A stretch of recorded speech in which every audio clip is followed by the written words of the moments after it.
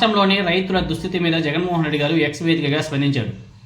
Hello India, ఒకసారి AP వైపు చూడండి అని చెప్పేసి రాష్ట్రంలోని రైతులు ఎదుర్కొంటున్నటువంటి సమస్యల మీద ఆయన మరోసారి గలమెత్తాడు.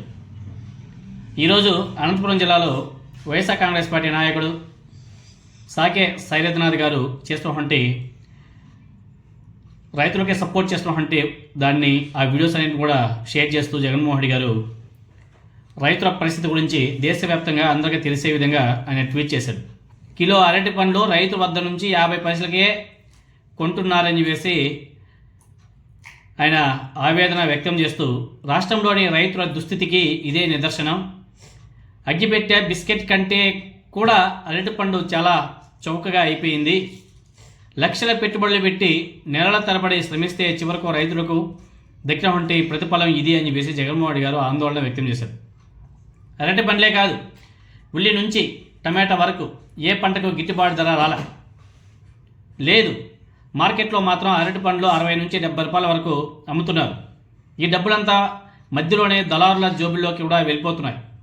రైతులకు మాత్రం రవాణా ఛార్జీలు కూడా మిగలడం లేదని చెప్పేసి జగన్మోహన్ రెడ్డి గారు ఆవేదన వ్యక్తం చేశారు. దీంతోనే ఆవేదనతో రైతులు తమ పంటను రోడ్ల మీద పడేసుకుంటున్నారు. బొప్పాయి ధర కూడా చాలా దారుణం. బొప్పాయి ధర కూడా మార్కెట్ను బట్టి మారిపోతుందని చెప్పేసి రైతులకు మాత్రం ఏమీ మిగలడం లేదని చెప్పేసి కూడా జగన్మోహన్ రెడ్డి గారు ఆవేదన వ్యక్తం చేశారు. ఉల్లి టమాటా ధరలు కూడా మార్కెట్లో రూపాయి నుంచి 3 రూపాయల వరకు పలుకుతున్నాయి. ఇలాంటి పరిస్థితుల్లో రైతులు బతికేది ఎలా అని చెప్పేసి జగన్మోహన్ రెడ్డి గారు ప్రశ్నించారు. అంతేకాకుండా విపత్తులు వస్తే ఆదుకునేందుకు ఉచిత పంట బీమా లేదు, కనీస ఇన్పుట్ సబ్సిడీ కూడా ఇవ్వడం లేదు కూటమి ప్రభుత్వం అని చెప్పేసి జగన్మోహన్ రెడ్డి గారు ఆవేదన వ్యక్తం చేశారు. అదే వైఎస్ఆర్ కాంగ్రెస్ పార్టీ అధికారంలో ఉన్నప్పుడు అరటి పండ్ల ధర టన్ను 25,000 రూపాయలు పలికేది. అంతేకాకుండా రైతుల కోసం ఢిల్లీకి ప్రత్యేకంగా రైళ్లు నడిపాం.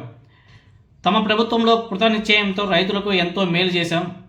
రైతుల ఉత్పత్తులను పెట్టుకోవడానికి ప్రత్యేకంగా కోల్డ్ స్టోరేజ్ సెంటర్లను కూడా ఏర్పాటు చేశాం. కానీ నేడు మాత్రం చంద్రబాబు నాయుడు గారి ప్రభుత్వం రైతులను గాలికి వదిలేసిందని చెప్పేసి జగన్మోహన్ రెడ్డి గారు ఎక్స్ వేదికగా ధ్వజమెత్తాడు.